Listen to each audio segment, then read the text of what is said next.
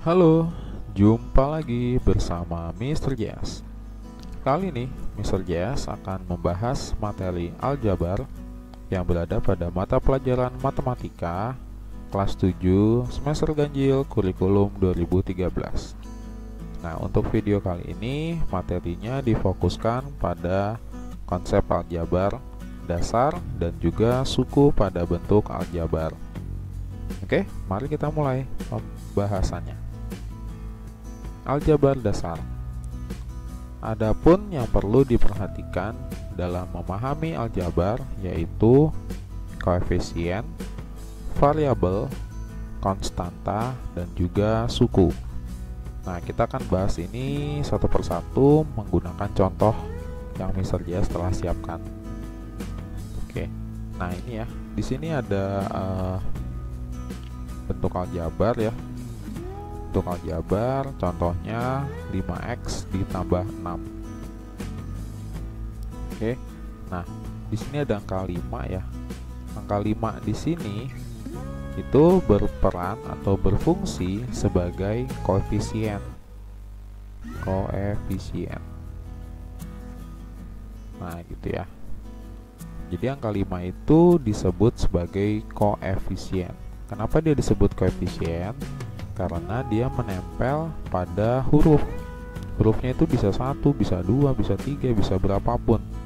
Nah, jadi angka yang menempel pada huruf itu disebut dengan koefisien. Lalu si huruf ini ya, si X ini berarti punya nama juga dong. Nah, X inilah yang disebut dengan variabel. Gitu ya. Variabel yaitu peubah yang menggantikan kata-kata atau objek yang belum diketahui nilainya. Nah, gitu ya. Atau misalnya kalau kalian pernah ingat waktu kalian SD, pernah ada pertanyaan dari guru kalian seperti ini. Ayo anak-anak, titik-titik ditambah 5 sama dengan 6. Berapakah titik-titik tersebut? Nah, kalau waktu di SD sesuatu yang belum diketahui mungkin diganti dengan titik-titik. Tapi ketika sudah di SMP, sesuatu yang belum diketahui akan dimisalkan dengan variabel. Nah, jadi kalau kalimat yang tadi itu ya, titik-titik ditambah 5 sama dengan 6. Berapakah titik-titik itu? Nah, kalau di SMP titik-titik ini diganti X gitu ya, atau diganti Y, atau huruf apapun untuk menggantikan si titik-titik. Sehingga bentuknya jadi seperti ini. X tambah 5 sama dengan 6. Nah, ini adalah merupakan bentuk aljabar. Nah, di mana X ini adalah berfungsi sebagai variabel, menggantikan sesuatu yang belum diketahui atau yang ditanyakan, gitu ya. Nah, terus kalau 5 koefisien, X variabel, lalu si angka 6 ini apa? Ya, angka 6 itu disebut dengan konstanta. Konstanta. Gitu ya. Oke. Konstanta itu berarti angka yang tidak menempel pada variabel. Jadi konstanta itu pasti tidak pernah menempel dengan huruf, gitu ya, berdiri sendiri, angka tok gitu ya, angka doang. Nah, oke. Nah, jadi itu adalah pengetahuan dasar yang kita perlu ketahui dalam mempelajari aljabar. Oke. Nah, ini tadi Mr. J sudah buatkan tulisan yang lebih rapi ya. Nah, angka 5 disebut dengan koefisien, huruf X disebut dengan variabel, angka 6 merupakan konstanta. Nah, jadi dapat disimpulkan bahwa koefisien adalah angka yang menempel pada variabel. Sedangkan variabel adalah huruf yang menempel pada koefisien. Dan konstanta adalah angka yang tidak menempel dengan variabel. Oke, nah kita lanjut ya. Nah, sekarang kita akan coba lagi menuliskan unsur-unsur pada aljabar yang tadi. Nah, di sini ada contoh yang baru, 4AB dikurang 7CD ditambah 9. mana aja nih yang merupakan koefisien. Nah, seperti definisinya ya, kita lihat saja angka yang menempel pada huruf. Nah, berarti ada angka 4 dan ada angka -7. Nah, jadi tanda minusnya harus ikut ke dalam angkanya ya. Nah, jadi 4 dan -7 merupakan koefisien. Nah, jadi ini namanya koefisien.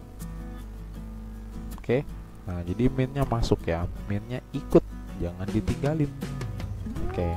Kemudian yang AB sama CD ya, AB sama CD itu berarti sebagai variabel. Nah, jadi variabel itu nggak cuma bisa satu huruf saja ya dalam penggunaan sebuah bentuk aljabar. Dia bisa 2, bisa 3. Ini kan sama-sama 2 ya, bisa juga yang depan 2 huruf, yang belakang cuma 1 huruf gitu ya. Oke. Nah, kemudian yang angka 9 berarti sebagai konstanta karena tidak ada huruf yang menempel atau melekat pada angka 9, makanya disebut dengan konstanta. Oke. Nah, ini ya, 4 dan -7 adalah koefisien, AB dan CD adalah variabel ya, adalah variabel, dan 9 adalah konstanta. Oke, kita lanjutkan. Nah, sekarang yang berikutnya yang mau kita pelajari adalah suku-suku pada aljabar. Maksudnya gimana sih suku-suku gitu ya? Nah, kita lihat di sini ada contoh 5x tambah 6, ini contoh yang tadi ya. Berapakah jumlah sukunya? Nah, jadi untuk menentukan jumlah suku tuh mudah sekali ya. Ini ada 5x. Nah, 5x ini disebut atau terdiri dari satu suku. Nah, gitu ya. Jadi kelompok aja, pengelompokan. Nah, sedangkan si angka 6 ini juga merupakan satu suku. Satu suku juga. Nah, berarti 5x tambah 6, berarti 5x tambah 6 ini ya, 5x tambah 6 totalnya ada 2 suku.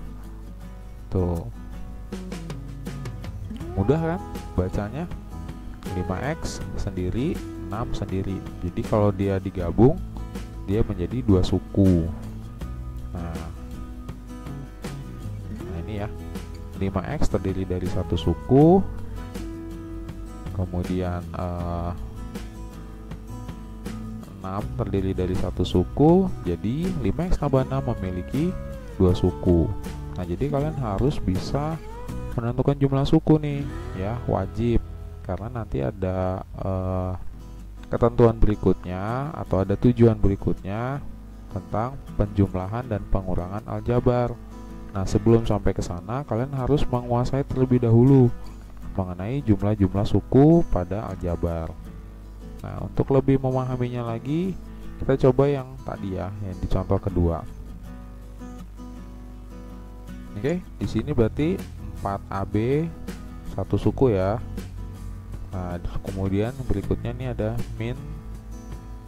-7CD ya. Oke, bentar.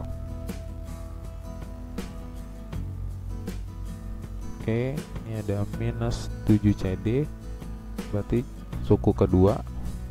Dan yang terakhir adalah +9 yang merupakan suku ketiga. Nah, berarti total dari suku untuk bentuk aljabar kali ini adalah 3, yaitu 4AB, -7CD, dan +9. Nah, ini ya yang tulisan rapinya. 4AB terdiri dari satu suku, -7CD terdiri dari satu suku, 9 terdiri dari satu suku, sehingga 4AB dikurang 7CD ditambah 9 memiliki 3 suku. Lalu setelah kita sudah bisa menentukan jumlah dari suku, jumlah-jumlah suku pada aljabar, yang berikutnya adalah kita harus memahami mengenai suku-suku sejenis. Apa sih suku-suku sejenis? Nah, jadi suku sejenis itu adalah kita melihat bentuk aljabar yang memiliki huruf yang sama, gitu ya. Jadi kriterianya adalah huruf yang sama. Kemudian selain huruf yang sama, pangkat dari huruf tersebut juga harus sama. Nah, kita lihat di sini ya. Di sini ada 3x. Nah, ini 5y. 5y di sini tidak sama dengan 3x ya. Hurufnya beda. Ini x, ini y. Nah, apakah 4x kuadrat adalah sejenis dengan 3x? Jawabannya adalah tidak, karena hurufnya memang sama, tapi pangkatnya beda. Di sini dia pangkat 2 nih, di sini pangkat 1. Jangan lupa ya, jika dia pangkat 1, maka pada penulisan tidak pernah dituliskan 1 ya, hanya hurufnya saja.